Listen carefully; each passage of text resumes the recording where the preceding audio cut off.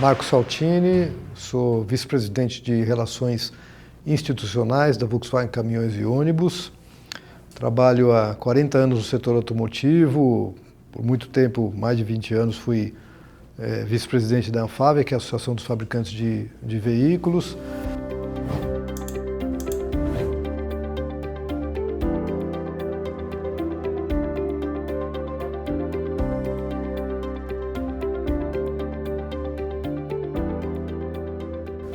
Olha, no setor automotivo, eu acho que a gente tem alguns marcos que foram muito importantes, que aconteceram e que eu tive a felicidade de participar.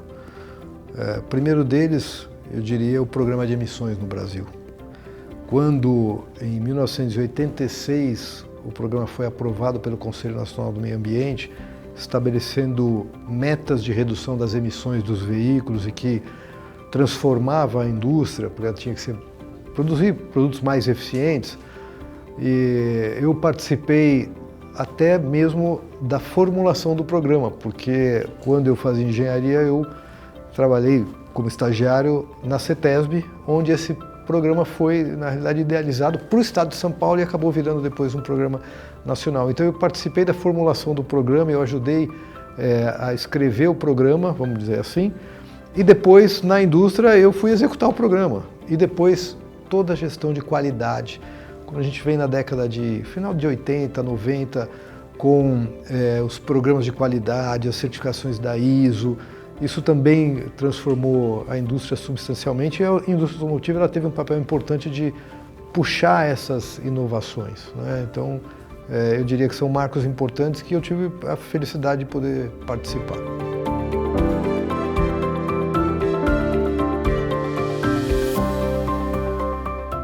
Bom, a área de relações institucionais, ela tem dois focos principais. O primeiro, toda a parte de patrocínios e doações, que é gerido por essa área. Então, todas as propostas que a gente recebe de patrocínios, inclusive aqueles de marketing, eles passam por um comitê institucional. Então, essa área coordena esse comitê institucional que vai avaliar as propostas que chegam e tomar todos os cuidados para que isso esteja alinhado com as políticas, não apenas da Volkswagen Caminhões e Ônibus, mas do Grupo Treito, do qual a Volkswagen Caminhões e Ônibus faz parte. E uma vez que isso é aprovado, é encaminhado para a diretoria para uma decisão final se a gente vai realmente andar com esse projeto ou não, vai fazer a parceria. E a outra área é a área, efetivamente, de relações com o governo e entidades de classe. É uma interface com o poder público, no qual o grande foco nosso é preservar e defender os interesses da empresa, não apenas junto ao governo, junto ao Congresso, mas também junto às entidades de classe.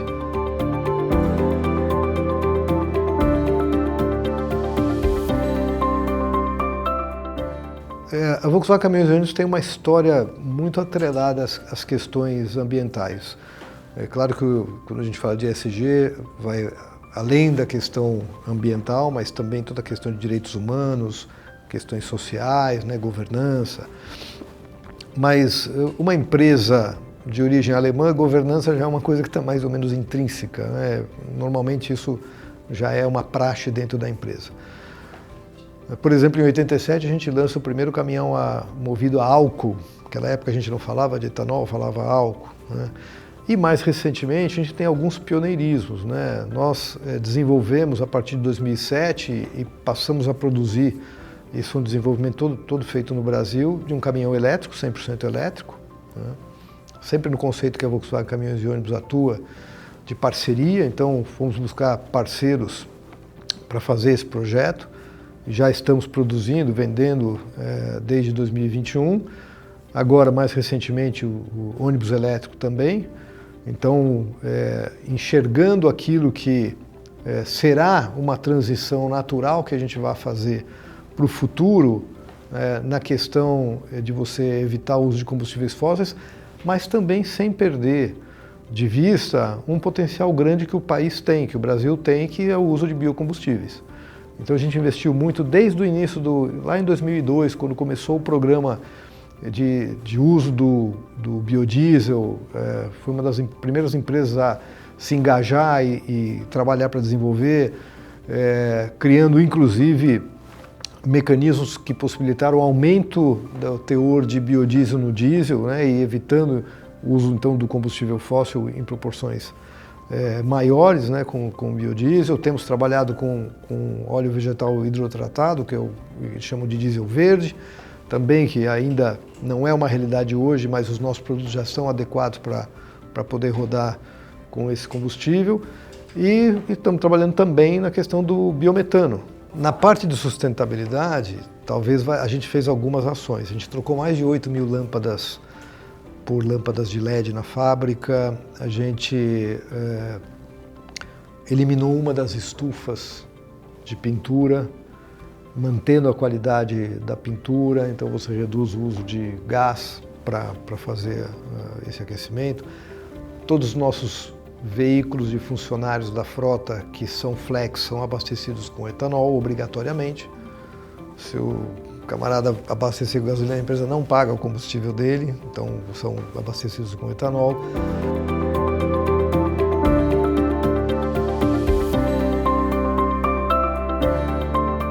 A gente passa por um momento bastante delicado. Mesmo em aspectos mundiais, essa transição de tecnologia, buscando uma mobilidade mais sustentável, ela não é rápida e é complexa, porque eu preciso de infraestrutura para fazer isso. Então, o que a gente vê, muitos países de primeiro mundo que saíram na frente, deram grandes incentivos para que essa indústria começasse a avançar com essas novas tecnologias, acabaram recuando e automaticamente as vendas desses produtos caíram. Mas eu pego, por exemplo, a Europa tem metas estabelecidas na legislação, então você vai precisar atingir um nível de emissão de CO2 determinado e, ao mesmo tempo, o consumidor não está disposto a pagar a mais por esse produto. Então, enquanto você tinha um subsídio para comprar esse produto, ele vendia agora. Então, são desafios que você tem que fazer. E o Brasil passa por um momento também delicado.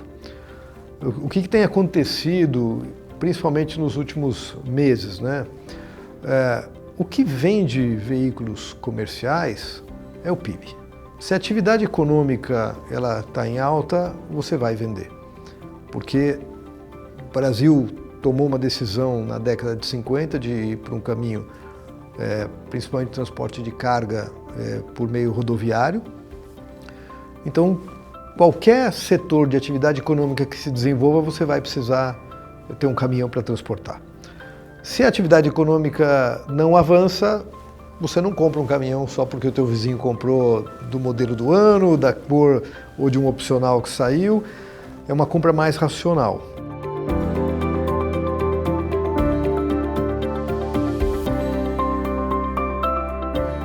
Eu diria que o que a gente deve ver nos próximos anos é uma incidência maior da eletrificação, mesmo no transporte de carga e de passageiros, coletivo de passageiros, né? A gente já tem visto isso principalmente na questão de ônibus, muito puxado por São Paulo, pelo município de São Paulo, mas uma tendência de incremento das frotas de ônibus elétricos, então isso deve acontecer. O uso do biocombustível, São Paulo recentemente também admitiu que a frota de ônibus, além de elétrica, pudesse também ser a biometano. E a gente aposta em algumas outras alternativas interessantes. Por exemplo, nós estamos desenvolvendo um caminhão híbrido. É um caminhão a diesel com um eixo elétrico, com bateria, e que quando você precisa de mais potência numa ultrapassagem, quando você vai subir uma serra, você aciona o eixo elétrico, mas se eventualmente você não encontrar um carregador para fazer recarga, você consegue rodar com o diesel. Então é uma maneira que permite uma evolução para um produto mais eficiente, mas ao mesmo tempo, se você não tiver a infraestrutura adequada no local onde esteja, você consegue ainda assim rodar. Se ele fosse totalmente elétrico, necessariamente precisaria de um carregador.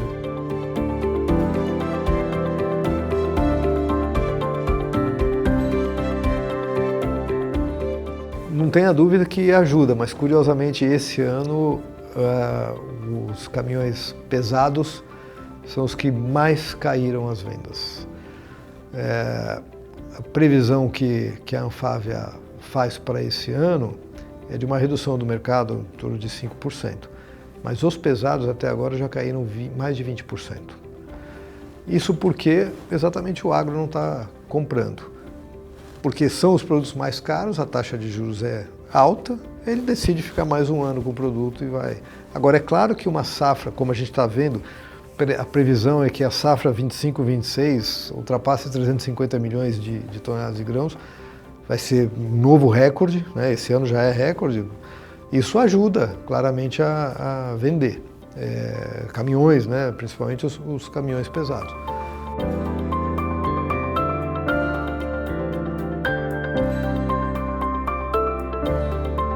A Volkswagen Caminhões e Ônibus ela tem uma tendência de estar renovando sempre o seu produto porque nós temos um slogan focado principalmente no nosso cliente.